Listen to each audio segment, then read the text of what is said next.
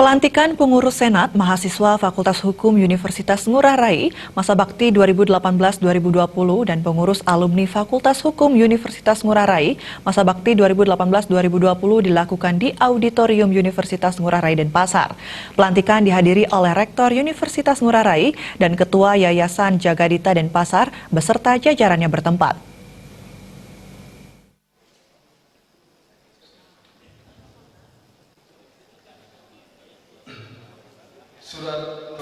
Sebelumnya pelantikan dilakukan pembacaan surat keputusan pelantikan pengurus Senat dan alumni mahasiswa Fakultas Hukum Universitas Ngurah Rai periode 2018-2020 oleh Wakil Dekan Fakultas Hukum Universitas Ngurah Rai, Cokorda Gede Swete Somo.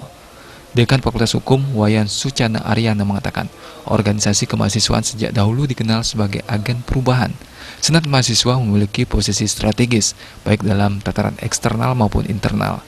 Senat dapat memanfaatkan media sosial untuk menginformasikan kegiatan fakultas kepada masyarakat.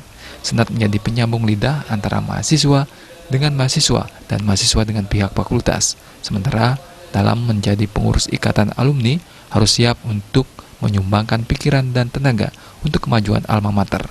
Komitmen tersebut harus dijaga sampai masa tugas berakhir. Rektor Universitas Ngurah Rai, Nyoman Sura Aditenaya mengungkapkan, pengurus alumni Fakultas Hukum akan bisa berperan lebih banyak dalam memotivasi mendorong para alumni bisa menjadikan dirinya masing-masing dalam pengabdian kepada masyarakat, bangsa, dan negara. Ke depan kami khususnya kepada alumni, ya, agar alumni itu mewadahi seluruh anggotanya dalam satu wadah dan memberikan kontribusi yang positif terhadap lembaga dan menyebarluaskan informasi khususnya Fakultas Hukum Universitas Ngurah Rai pada umumnya. Dan dalam kesempatan ini pula kami juga lantik anggota Senat periode 2018-2020. Dalam pelantikan Senat ini kami bertujuan adalah mewadahi, dalam hal ini adalah mahasiswa Fakultas Hukum Universitas Ngurah Rai yang memberikan aspirasi, ya, dari mahasiswa terwadah di dalam Senat yang memberikan kontribusi atau masukan-masukan kepada lembaga, khususnya